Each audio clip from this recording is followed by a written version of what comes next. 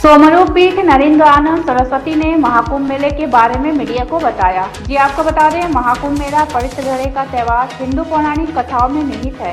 यह दुनिया का सबसे बड़ा सार्वजनिक समागम और आस्था का सामूहिक आयोजन है। इस समागम में मुख्य रूप से तपस्वी, संत, साधु, साध्वियां, कल्पवासी और सभी क्षेत्रों के तीर्थयात्री शामिल होते हैं। हिंदू धर्म में कुंभ मेला एक धार्मिक तीर्थ यात्रा है जो 12 वर्षों के दौरान 4 बार मनाई जाती है।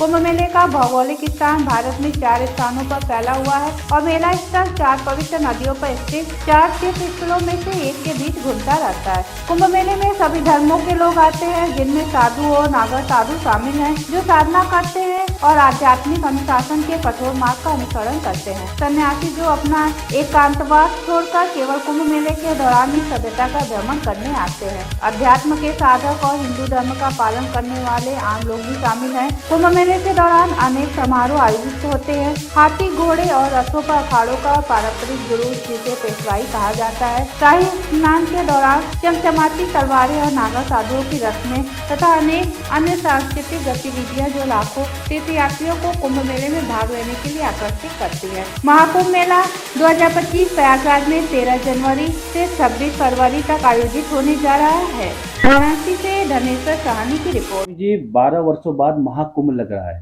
क्या संयोग है? कितनी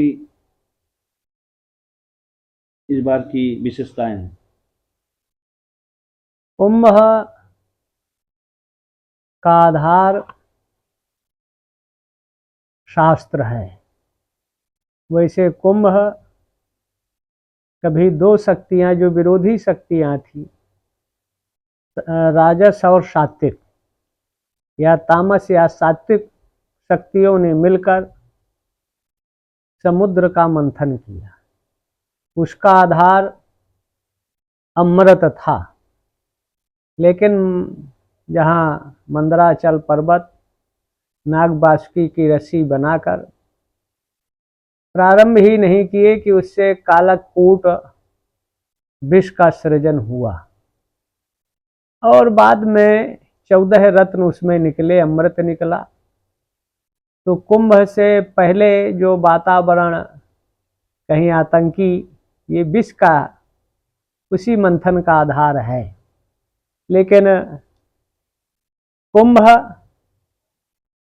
जब धनु राशि से मकर राशि में प्रवेश करता है, सूर्य चंद्र के संयोग से अमृत योग बनता है, जिसमें स्नान करने से वैसे योग हर वर्ष भी बनते हैं, 12 वर्ष में बनता है और उस योग का आधार अमृत से है।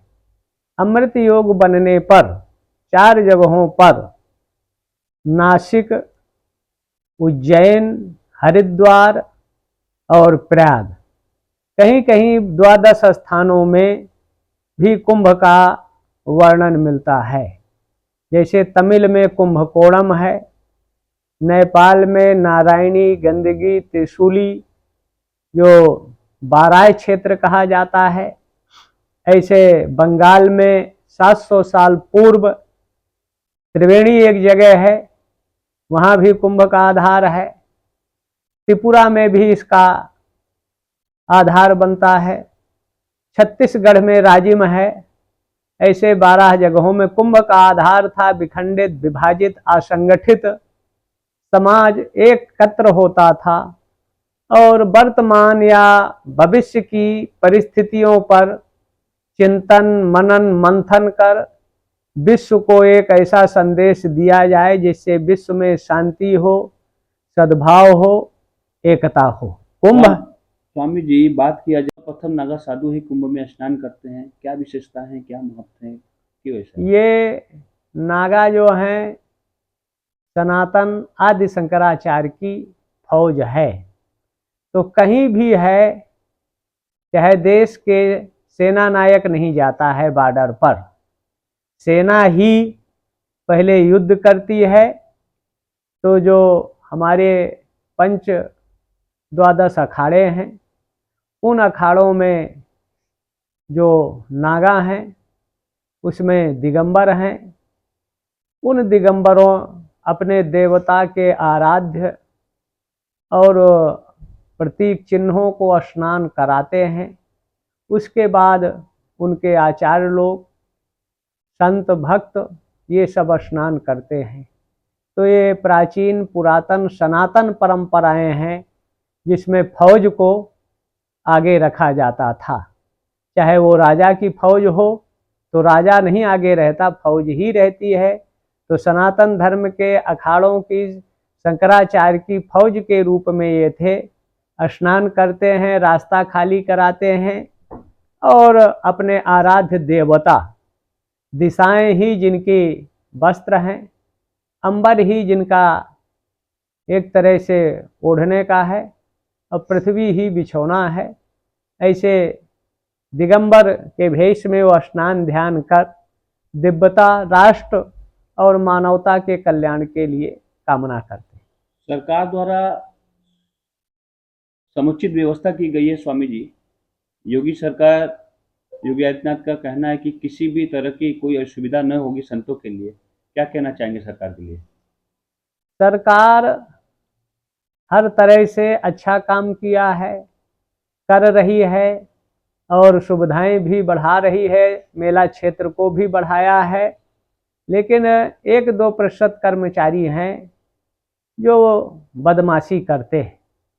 मेला थोड़ा दिन बाकी है, कई क्षेत्रों में जल का भी व्यवस्था नहीं हुई, लेकिन जोगी संत हैं, उनको अनुभव है और वहाँ दृष्टि लगाए हैं। हर 8-10 दिन में आना जाना, शीघ्रता के साथ कार्य संपूर्ण हो। लेकिन कुछ प्रकृति का मौसम भी है, उसमें कोई ऐसा दोष नहीं है, काम अच्छा हो रहा है, दिव्यता हो रहा है। योगी को दीर्घायु करे, परमात्मा शक्ति दे। धर्म और राष्ट्र के उत्कर्ष के लिए काम उनका अच्छा है, श्रेष्ठ है, उत्तम है।